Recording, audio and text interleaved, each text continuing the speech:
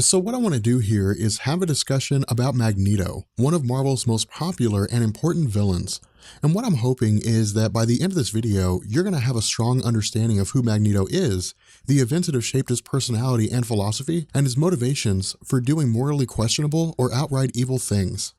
So Magneto was created by Stan Lee and Jack Kirby and made his debut appearance in X-Men #1, published September of 1963. As the X-Men series was emerging against the backdrop of the civil rights movement in the United States, Stan Lee has stated that he created the team to serve as an example of diversity and anti-bigotry, and also that he wanted the readers of the X-Men to understand that there's some good in every person. To that end, Stan Lee created two characters that supported diametrically opposing worldviews, each of which had at least some merit, and based them on two prominent civil rights leaders at the time. The first of these characters, Charles Xavier, who dreamed of a world in which mutants and humans coexisted in peaceful equality, was modeled on the nonviolent philosophy of Martin Luther King Jr. Magneto, however, thought Xavier's vision was unrealistic and advocated a world in which humans were subservient to the more genetically advanced mutants, also known as Homo superior. As a result, Magneto's by any means necessary approach to accomplishing his goal was based on that of Malcolm X, who rejected King's philosophy of nonviolence and believed that violence was necessary for African Americans to defend themselves adequately. As a result, and while Magneto was originally cast as a traditional foil of the X-Men, during a 2008 interview, Stan Lee had stated that he never actually considered Magneto to be a bad guy, explaining that although Magneto was dangerous, his motivations were admirable, as he simply wanted to defend mutant kind against the injustices committed towards them by racists and bigots. So where Magneto had remained a longtime villain of the X-Men, it wasn't until almost 28 years after his introduction that the origins of his life began to emerge. Covered in Uncanny X-Men #150, writer Chris Claremont revealed that Magneto was a prisoner at the Auschwitz concentration camp in World War II, and that after witnessing the atrocities perpetrated against the Jews by the Nazis and the complete lack of value they placed on Jewish lives, he began viewing the lives of Homo sapiens as equally worthless. In addition to this, Magneto's childhood living as a Jew in Nazi Germany is expanded on in Greg Pak's 2008 miniseries, Magneto Testament. Detailing the earliest points of his life, what we're told is that Magneto was born as Max Eisenhardt, with his family living a middle-class life in Germany as the Third Reich rises to power. While competing in a javelin competition at school, Max manifests his powers for the first time, as he's able to throw the metal javelin farther than any of the other boys, despite coming in last in every other sport throughout the day. Finding himself smitten for a young Romani girl named Magda, Max's father Jacob, who fought for Germany in the First World War, initially believes that as long as his family lives by the rules of their new government, they will not be punished. However, as Hitler's power grows and the treatment of Jews in Germany worsens, the Eisenhardts flee to Poland, where they're captured and executed by firing squad, with only Max surviving, but being captured shortly after and placed in Auschwitz. While there, Max is given a work assignment as a Sonderkommando, the name given to worker groups in concentration camps, and was responsible for assisting in the cremation of prisoners who had been executed in the concentration camp's gas chambers. As a result, this role places Max in the center of a moral crisis as he struggles to reconcile the evil acts he's forced to commit with his desire to keep himself alive. Now, during his time at Auschwitz, Max also learns that Magda has been sent to a nearby Romani family camp and bribes one of the guards to see her and vows that he will keep her alive. In the notes following the final issue of the series, writer Greg Pak mentioned that he wanted the series to be as historically accurate as possible. As a result, he incorporates a real-world revolt that was engineered by several Sonderkommando in October of 1944 at Auschwitz into the narrative, and it's during this revolt that Max and Magda escape the concentration camp. Now, following their escape, Max and Magda make their way into the Carpathian Mountains, where they attempt to forge a normal life for themselves as Max begins working as a woodcutter, and the two eventually marry and have a daughter which they name Anya. Changing his name to Magnus by way of an identity broker, Max soon becomes dissatisfied with rural life and takes his family to the Ukrainian city of Vinnytsia in hopes of getting a position at a university and creating a better life for them. In classic X-Men #12, a series that retold previous X-Men stories with newly added information, Magneto arrives in Vinnytsia and goes to work immediately. However, after his boss cheats him out of half his pay, Magneto loses control of his emotions and inadvertently hurls a nearby crowbar at his boss's head. Returning from work, Magneto finds his home engulfed in flames, and while he's able to use his powers to create a force field around him and Magda, he's also arrested for assaulting his boss before he could reach Anya. Becoming enraged that no one would rescue his daughter and allowed her to die in the flames, he in turn murders the policeman and his boss. However, because of Magneto's brutality, Magda becomes terrified that her husband is capable of such an act and leaves him after calling him a monster. Following this, and under the writing of Mark Gruenwald, it's revealed in Avengers #186 that unbeknownst to Magneto, Magda had actually been pregnant upon her departure and sought sanctuary in Mount Wundagore out of fear that Magneto's rage and hatred for mutant kind would taint their child. While at Mount Wundagore, Magda gives birth to twins, a boy and a girl, who grow up to become Quicksilver and Scarlet Witch before she fled the mountain to avoid her children being found by Magneto and presumably dying in the frozen wilderness. Taking place some point after this, while volunteering in a hospital in Israel which specializes in treating survivors of the Holocaust, Magneto meets Charles Xavier, who's been called in to help with patients who are suffering extreme psychological trauma due to their time in the concentration camps. Upon their initial meeting, Xavier immediately senses that Magneto is a mutant due to the fact that his own telepathic abilities are unable to penetrate Magneto's mind, although it has been speculated over the years that it's actually Magneto's helmet that allows him to be resistant to telepathy. This interaction with Xavier demonstrates that at least some part of this resistance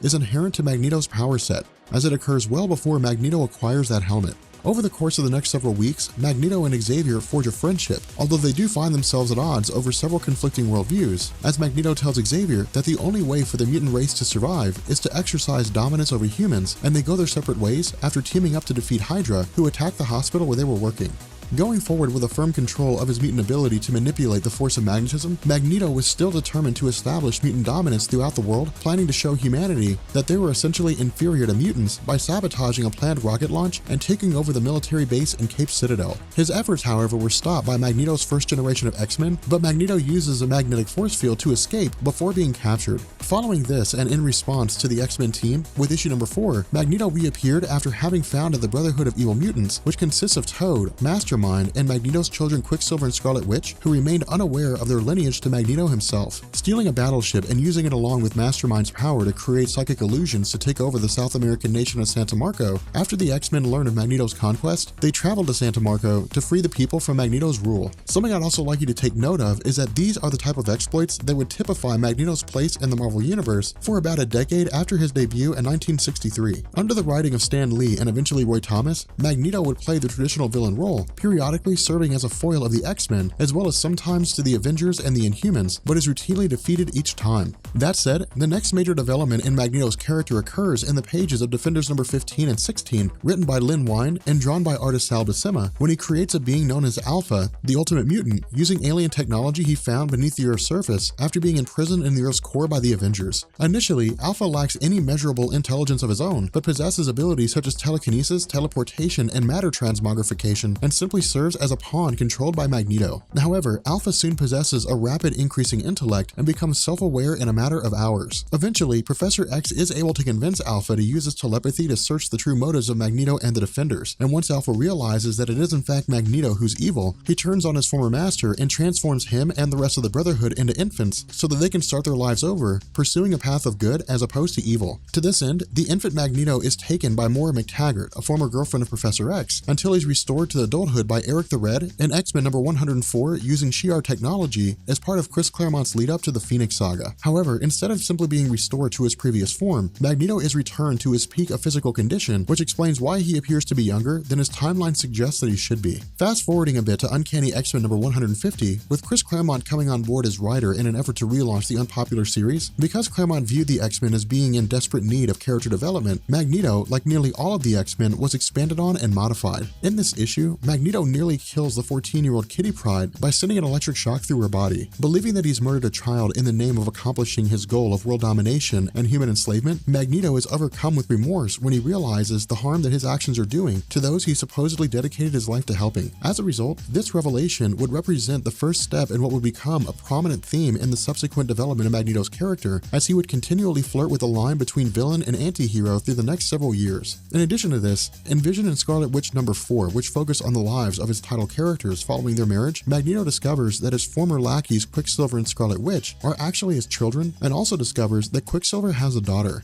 Faced with this revelation, Magneto views his granddaughter as a connection to humankind that he lacked for a long time, and therefore attempts to reconcile with his estranged twins by telling them the truth about their parentage. Although they do believe him to be telling the truth, Quicksilver and Scarlet Witch do not welcome a relationship with their father, as they resent the way that he treated them during their time in the Brotherhood and do not agree with his evil tactics, as both of them have become Avengers since leaving Magneto's employ. Following this, Magneto's true character is expunged even further in the gray during the first Secret Wars event in 1984. Written by Marvel editor-in-chief Jim Shooter, during this story, a universal entity known as the Beyonder transported several of Earth's heroes and villains into a realm known as Battleworld, where the two sides were made to do battle against one another in order to both escape as well as gain any wish they desired. To the surprise of almost everyone there, it was revealed that Magneto would be fighting on the side of the heroes instead of the villains, even though none of the heroes particularly trusted him. Now again, given that Secret Wars was written by editor-in-chief Jim Shooter, it stands to reason that the placement of Magneto on the team of heroes could be indicative of the company viewing him as more of an anti-hero than a villain. But regardless, following his return to Earth after Secret Wars, Magneto joins the X-Men as they battle the Beyonder again,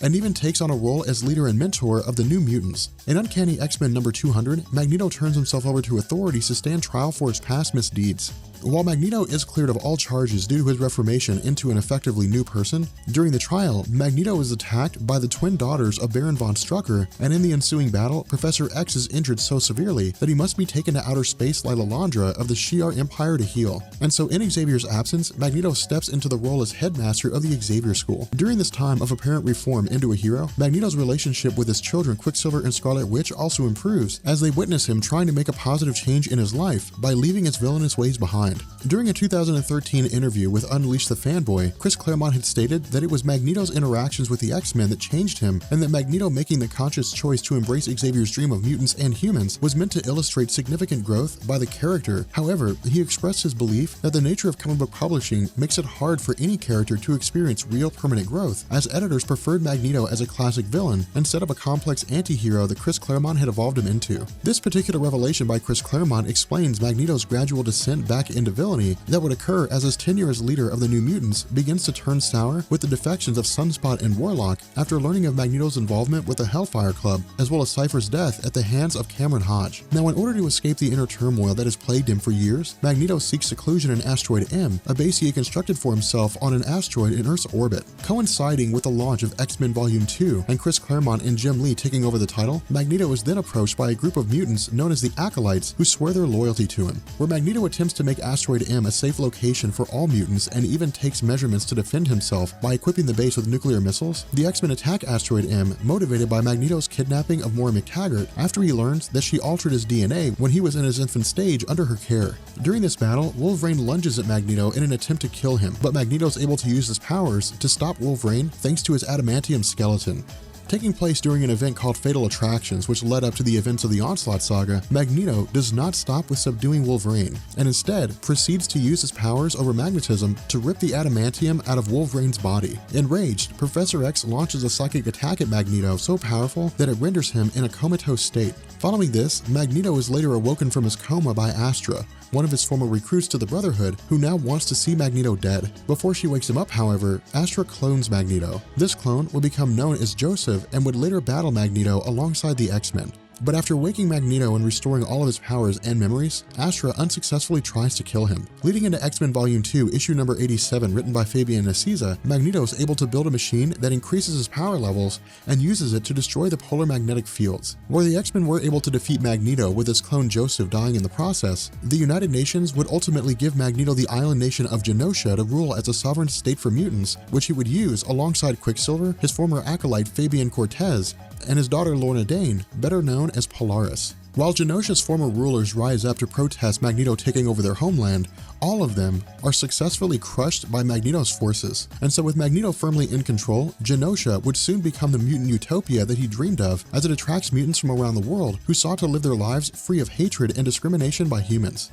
However, Magneto's version of paradise was short-lived due to the fact that the island nation of Genosha was destroyed by Cassandra Nova. Following this, and as the second part of Grant Morrison's run on New X-Men, a new mutant named Zorn is introduced as a teacher at Xavier's school, where Zorn would eventually turn on the X-Men and reveal himself to be Magneto before attacking New York City and murdering humans in crematoriums. The X-Men respond to the attack, and Jean Grey's killed by Magneto, prompting Wolverine to decapitate him in retribution. However, after Morrison left the title, it was revealed that Zorn was not actually Magneto and instead was his own character who was being controlled by Sublime, an entity dating back to the earliest days of the planet Earth that existed with the purpose of killing mutants due to the fact that mutants could not remain under Sublime's mind control for any prolonged amount of time. Although the reasons for undoing Magneto's murders committed under Morrison's writing is not expressly stated, I would surmise that this was due to the fact that it would paint Magneto as a straight-up villain to almost every reader leader instead of the complex, misguided, and often misunderstood character who straddled the line between good and evil that Marvel had spent so many years developing.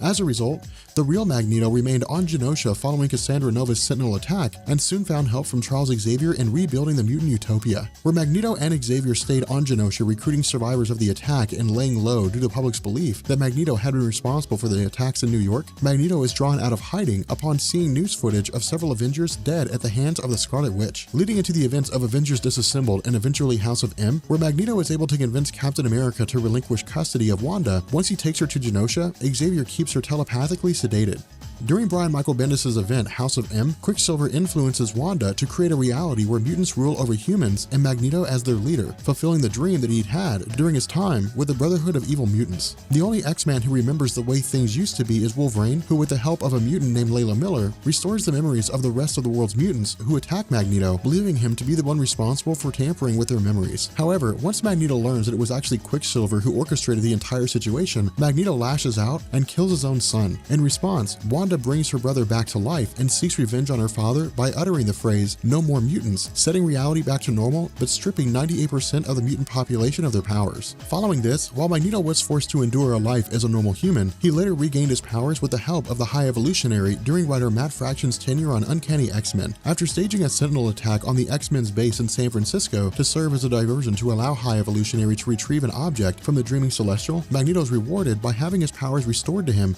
in Uncanny X-Men number 507.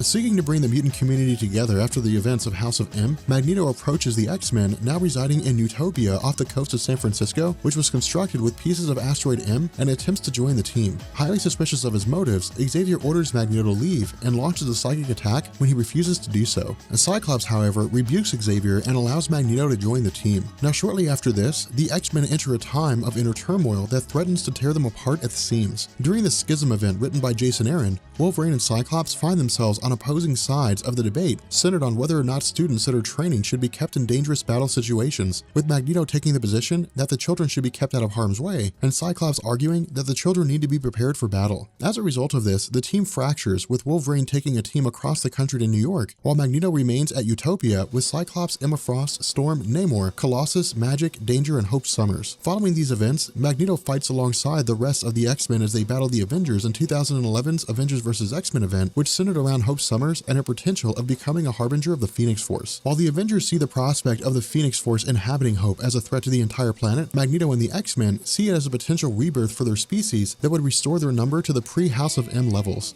However, after the Phoenix Force inhabits 5 members of the X-Men, including Cyclops and Emma Frost, Magneto stands alongside the Avengers in opposition to them when he feels their behaviors have become too tyrannical. Now, where Cyclops is defeated by Hope and the Scarlet Witch, the Phoenix Force is dispersed throughout the world, reigniting the mutant gene that had been disabled during House of M. Following the conflict with the Avengers, Magneto helps some of his fellow X-Men break Scott Summers out of prison, where he's serving a sentence for the crimes he committed while being possessed by the Phoenix Force, including the murder of Charles Xavier. Seeking help from the various mutants who have emerged following the events of Avengers vs. X-Men, Magneto aids Cyclops in the formation of the new Xavier School located inside the former Weapon X facility. Magneto soon discovers, however, that he, alongside Cyclops and Emma Frost, have been experiencing difficulty using their mutant powers. While this was initially left unexplained, what we learn is that this was due to the fact that Magneto, alongside several other mutants, had made contact with the Phoenix Force, and that even though Magneto was never a host for the Phoenix, he was exposed to enough of its energy to affect his powers. And so in 2014, 51 years after his comics debut, Magneto was giving his first ongoing solo series written by Cullen Bunn. During the story, Magneto leaves the X-Men and strikes out on his own, seeking vengeance against those responsible for mutant hate crimes. During an interview in 2013 with Newsarama, writer Cullen Bunn had stated that his reason for writing the series was to explore the disillusionment and dissatisfaction that Magneto feels for the world's response to the problem of mutant discrimination. Bunn goes on to explain that Magneto's quest to protect the mutant race is alive and well, as he continually searches for any threat to mutant kind that he can find and eliminate those threats by any means necessary, which harkens back to Stan Lee's vision of Magneto as a Malcolm X analog. However, because the character development of Magneto under Chris Claremont was so important, Bunn had also stated that Magneto would continue to struggle with achieving his goal of seeking vengeance for mutants without slipping back into his villainous ways. Now, during this series, Magneto kills a group of drug dealers trafficking mutant growth hormone, or MGH, a substance that mutants use to boost their powers. He then kidnaps one of the scientists responsible for engineering MGH and attempts to fix his powers, which he remains unable to control. As part of Rick Remender's Axis event, Genosha, the former home of Magneto's mutant utopia, has been transformed transformed by the Red Skull into a mutant concentration camp. Where Magneto does return to Genosha, he's soon captured by the Red Skull's X-Men. After being freed by the Avengers, Magneto finds the Red Skull and kills him, but Red Skull does not stay dead as he merges with Onslaught, the being created by the merging of the dark aspects of Magneto and Charles Xavier's personalities in X-Men Volume 2, issue number 53 in the 1990s, which in turn forms Red Onslaught. As a result, Magneto leaves the battle and recruits a number of supervillains to fight Red Onslaught, and while they are able to do this, they're caught up in a spell used by Scarlet Witch and Doctor Strange, which defeats Red Onslaught, but causes those within its blast radius to switch their moral alignment, causing those who are good to turn evil, and those who are evil to turn good. Initiating the Axis crossover event, one of the longest running established relationships in Magneto's life is called into question regarding the Scarlet Witch and Quicksilver. While Magneto and Quicksilver attempt to stop the Scarlet Witch from attacking Doctor Doom, she casts a spell that will harm anyone who's related to her by blood. As a result, and to the surprise of virtually everybody reading the comic, Magneto is not affected by the spell, but Quicksilver is. As a result, it's revealed that Magneto is not the true father of Quicksilver and Scarlet Witch, undoing over 25 years of continuity. However, in Rick Remender's second volume of Uncanny Avengers, what we're told is that the Maximoff twins were actually experiments by the High Evolutionary that he had considered failures and simply discarded. Now, following the events of Axis, Magneto became a de facto leader of the survivors of the Red Skull's Genosha concentration camp. Turning himself over to S.H.I.E.L.D., the actions of Magneto were revealed to be a ruse, and that once inside, he destroyed the S.H.I.E.L.D. helicarrier and all of S.H.I.E.L.D.'s files on mutants across the world. Following this, he's approached by name of the Submariner, who warns him of an imminent incursion, an event in which one universe collides with another, destroying both realities. These incursions were a central part of Jonathan Hickman's Avengers and New Avengers series, both of which served as lead-ups to Secret Wars in 2015. Determined to stop the incursion from happening, Magneto enlisted the help of his daughter Polaris, but stole her powers in hopes that the combined strength of their abilities would manipulate the magnetic poles and allow him to push the Earth the other way, thereby saving the entire Marvel Universe. Where Magneto mustered all the strength that he could, he was unable to stop the incursion from happening and lost his life during the collapse of the multiverse. Now, following Secret Wars and the Reformation of the Earth 616 universe by Reed Richards, all those who lost their lives as a result of the incursions seem to have been resurrected in a new universe dubbed All New All Different Marvel. In this universe, Magneto is alive and in charge of a team of X-Men in Cullen Bunn's Uncanny X-Men ongoing series. Focusing on Magneto as leader, the team consists of Psylocke, Monet St. Croix, Archangel, Sabretooth, and Phantom X. In this new universe, the mutants find themselves once again on the brink of extinction as the Terrigen Mists, which give powers to the Inhumans, threaten to wipe out the mutant population by giving them a disease known as Mpox, as well as sterilizing them. Placing the X-Men in direct contact by the Inhumans is believed by many readers to be the first step in eliminating mutants from the Marvel landscape due entirely to the fact that Fox owns the X-Men's film rights and replacing them with the Inhumans, a property owned by Marvel. Nevertheless, Magneto and his team of X-Men are willing to do whatever it takes to ensure the survival of the mutant race, which is consistent with Magneto's worldview prior to Secret Wars. It also appears that the strength of Magneto's powers are not what they once were. As we see in the first issue of the series, Magneto overexerts himself after throwing a truck with his powers, something he could have accomplished without issue at the height of his powers in the pre-Secret Wars universe. And something to also take note of here is that because the run of X-Men and All New All Different Marvel is so limited, at this point, we've only ever really seen Magneto's team of X-Men battle the Dark Riders who were attempting to kill mutant healers to speed up the extinction of the mutant race, as well as Genocide, the son of Apocalypse, during the Apocalypse Wars crossover. While we don't know much about this All New All Different Magneto yet, it seems that he will serve more of an anti-hero role instead of a villain, at least initially, but will retain his motivation for protecting the mutant race at all costs. With that being said, we're going to bring this video to an end, and let me know down in the comment section what you guys think about Magneto, and I will catch you all later. Peace.